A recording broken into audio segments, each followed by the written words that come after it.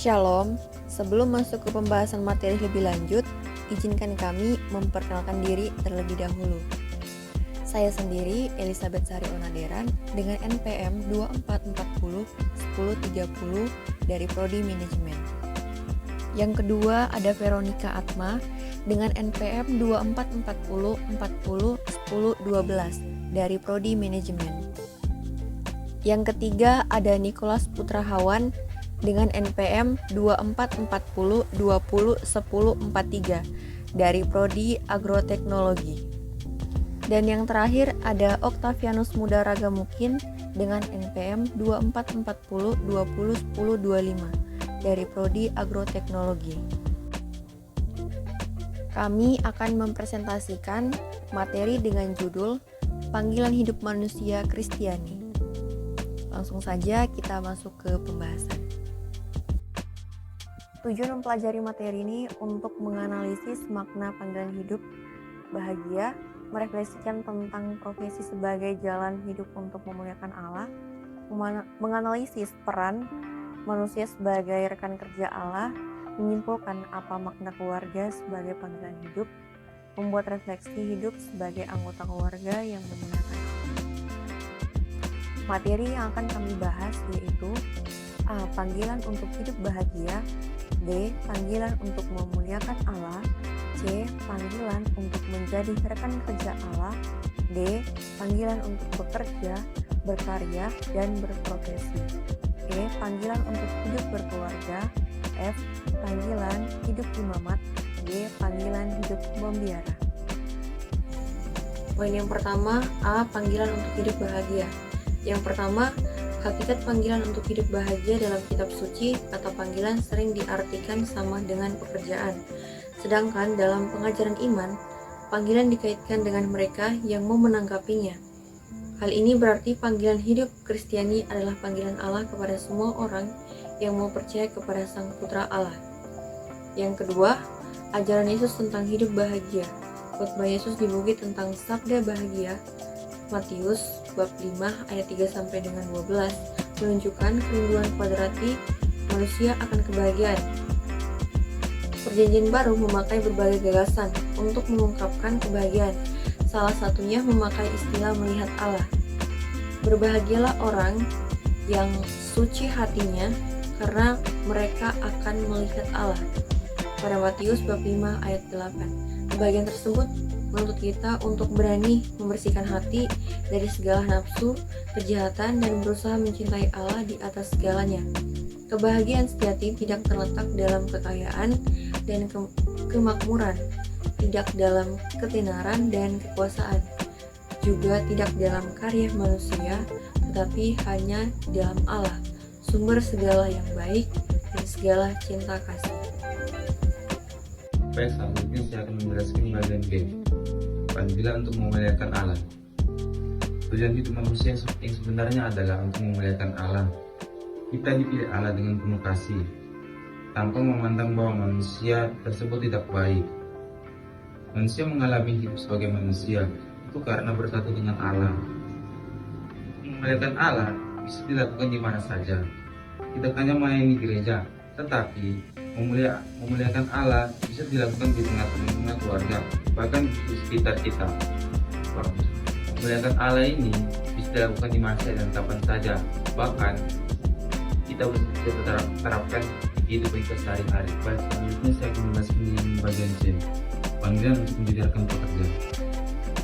Allah adalah sang pekerja yang agung, yang dimana tertulis dalam kitab Kejadian sampai Wahyu tentang karya dan perbuatan manusia. Dengan istilah homo parbe, Allah menunjukkan karya penyelamatannya dengan bantuan manusia yang disebut sebagai modalitas Allah. Manusia adalah kesayangannya Allah.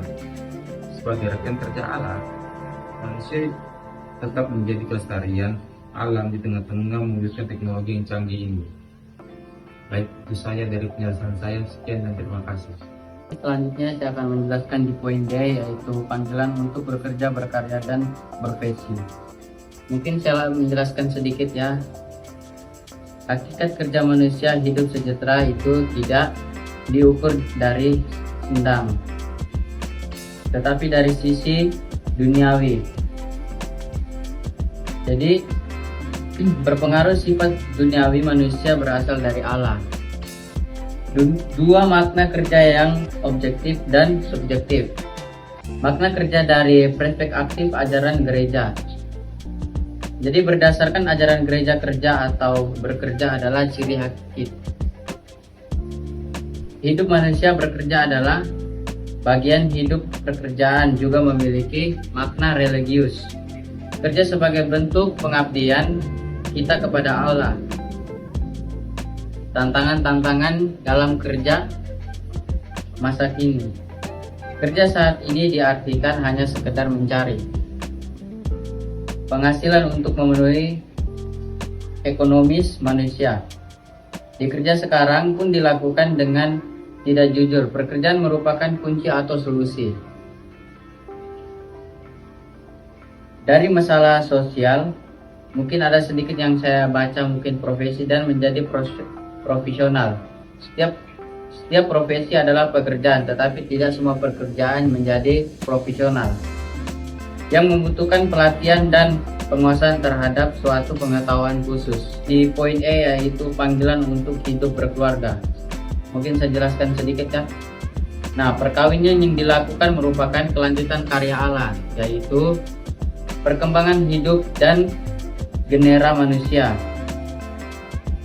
Keluarga dibentuk dari laki-laki dan perempuan yang sama-sama memiliki keinginan hidup. Hidup dengan harmonis, keluarga adalah masyarakat yang paling asasi.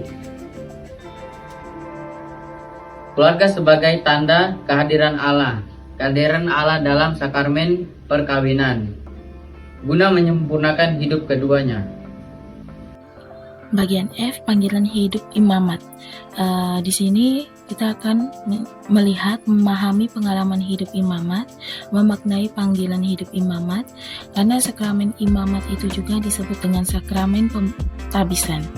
Panggilan ini ditunjukkan untuk semua orang Katolik, tetapi Tuhan Yesus menunjuk orang pilihannya untuk menjadi imam dan menyebarkan dan mewartakan Injilnya. Oke, bagian G yaitu panggilan hidup membiara. Makna hidup membiara. Hidup membiara adalah bentuk hidup selibat yang dijalani oleh mereka yang dipanggil untuk mengikuti Kristus secara total dengan mengikuti nasihat Injil. Inti dari hidup membiara adalah persatuan atau keakraban dengan Kristus, yang dimana hidup membiara ini diwujudkan melalui pengingkaran 3 kaul, yaitu kaul kemiskinan, kaul ketaatan, dan kaul keperawanan. Kaul-kaul dalam hidup membiara. Yang pertama ada kaul kemiskinan, yang dimana kaul ini menjelaskan yaitu melepaskan haknya untuk memiliki harta benda dan rela menjadi miskin seperti Kristus. Jadi semua apapun yang dimiliki oleh mereka yang memilih hidup membiara, maka harta dan segala macam adalah kepunyaan bersama. Terus selanjutnya ada kaul ketaatan, yaitu melepaskan kemerdekaan dan taat kepada pembesar demi kerajaan Allah, di mana mereka tuh yang dipilih benar-benar taat hanya kepada Kristus. Yang selanjutnya yaitu kaul ketiga, yaitu kaul keperawanan, yang dimana melepaskan hak untuk hidup berkeluarga demi kerajaan Allah dan membaktikan diri secara total kepada Kristus. Selanjutnya bagian ketiga yaitu imam projo dan imam biarawan atau religius. Imam biarawan atau religius mengucapkan 3 kaul, sedangkan imam projo atau diosesan tidak. Semua imam dipanggil untuk hidup dalam kesederhanaan sebagai pelayan Tuhan. Yang keempat ada peran umat dalam mendukung hidup bakti. Mendukung panggilan hidup membiara dengan tidak menghalangi orang muda yang merasa terpanggil, di mana mereka menawarkan panggilan hidup membiara sebagai salah satu pilihan hidup kepada anak-anak muda. Mendukung para imam, biarawan, dan biarawati dengan doa yang mereka sampaikan. Yang selanjutnya ada memberikan dukungan finansial untuk pendidikan para calon imam. Bisa disimpulkan panggilan hidup membiara adalah cara untuk mewujudkan iman secara radikal sesuai dengan nasihat Injil, di mana untuk memiliki peran penting, yang dimana umat sangat memiliki peran penting dalam mendukung panggilan hidup membiara.